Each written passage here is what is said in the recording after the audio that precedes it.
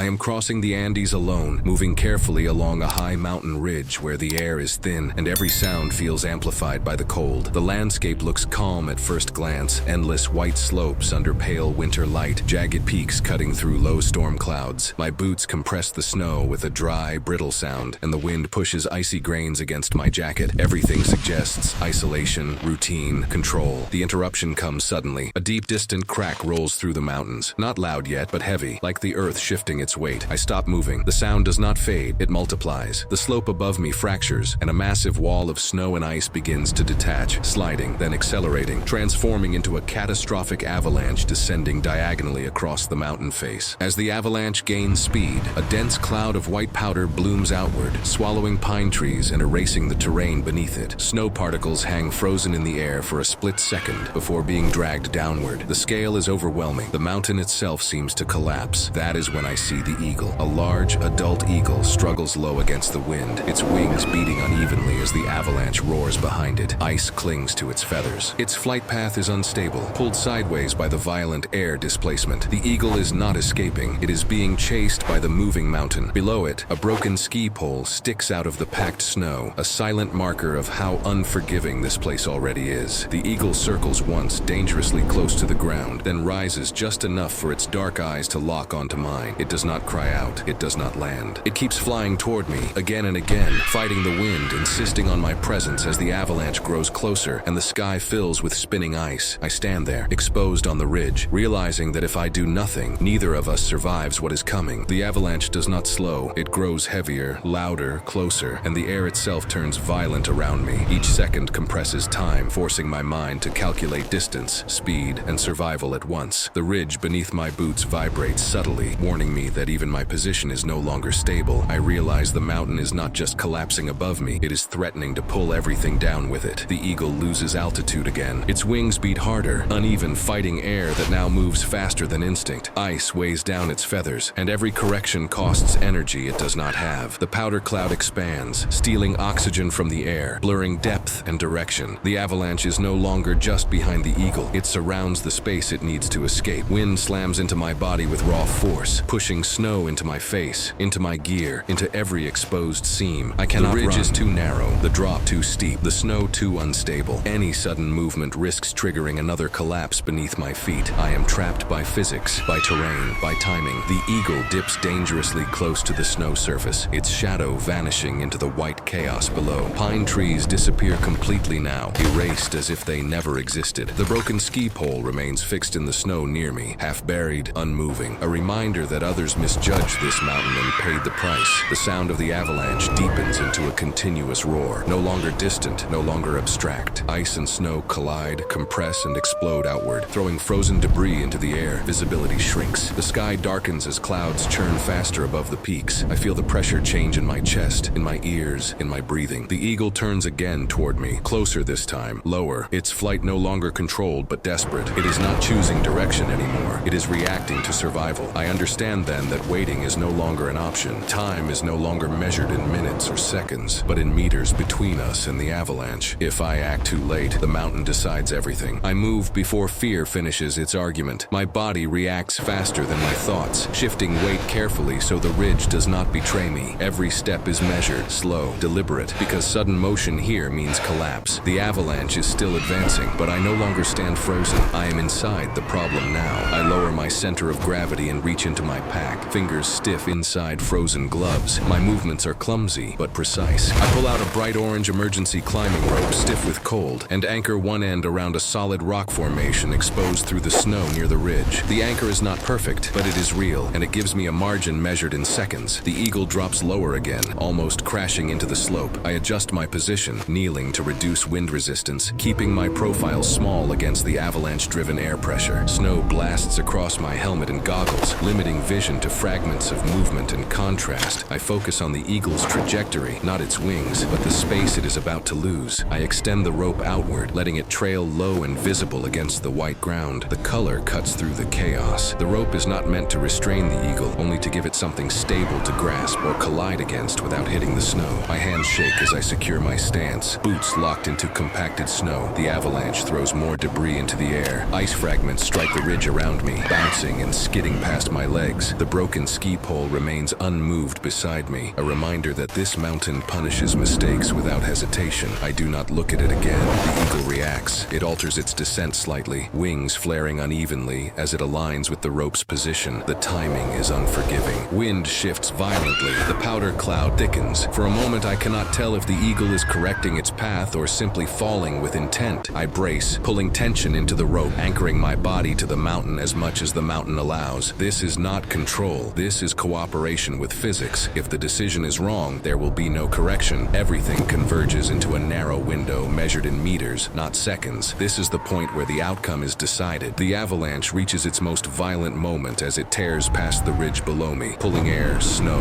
and ice into a single moving force. The pressure is overwhelming. I feel it slam into my body, even though the main mass misses my position by meters. The mountain does not slow. It only redirects its destruction. The rope strains in my hands as the displaced air shifts again. For a brief instant, I lose balance, boots sliding inches across compacted snow. One mistake here would mean being dragged into the white void beneath me. The eagle fights the last of the turbulence. Its wings lock wide, muscles fully extended, ice still clinging to its feathers. The air around it is chaotic, collapsing and rising at the same time. If it drops again now, there will be no margin left. Snow and ice explode upward as the avalanche impacts a lower cliff face, sending a shockwave back toward the ridge. Visibility collapses into white noise. I can no longer see the eagle clearly, only fragments of movement through the powder cloud. I make a decision without certainty. I release tension on the rope completely. The rope snaps free of my grip and drops. No longer a lifeline, but an obstacle. The eagle clears the disturbed air at the same moment, lifting sharply as the avalanche's force redirects beneath it. The timing is unforgiving, but correct. For a breathless second, everything hangs in balance. Then the eagle rises. It climbs above the worst of the turbulence, wings finally stabilizing as it reaches cleaner air near the ridgeline. The avalanche continues its descent below, losing cohesion as it spreads into the valley. I remain pressed against the mountain, heart hammering, watching the eagle gain distance from the destruction I cannot control. The avalanche continues downward into the valley, spreading out and losing its force. No longer a single moving wall, but a fading reminder of what almost happened. The ridge beneath me stabilizes, the violent vibration easing into stillness. The mountain remains dangerous, but the moment of immediate death has passed. I slowly rise from my crouched position, careful not to rush, testing the snow with each movement. The cold wind softens slightly, and visibility improves as the powder cloud thins. Jagged peaks reappear clearly against a pale winter sky, storm clouds breaking apart just enough to let clean light through. The eagle circles above the ridge now, higher and stronger. Ice still clings to parts of its feathers, but its flight is controlled again, wide and deliberate. Each wing beat is steady, confident, no longer reactive. The danger that dragged it downward has been left below. The bright orange rope lies slack against the snow, still anchored to the exposed rock. The broken ski pole remains half buried nearby, unchanged, silent evidence of the mountain's past mistakes. These objects no longer demand attention. They simply exist, neutral again. The eagle makes one final pass over the ridge, close enough for me to see its sharp eyes clearly. It does not land. It does not hesitate. It flies on its own terms now, lifting toward open air and distance. I remain alone on the ridge, breathing slowly, absorbing the quiet that follows chaos. The mountain has returned to stillness, and so have I. Nothing is said. Nothing needs to be.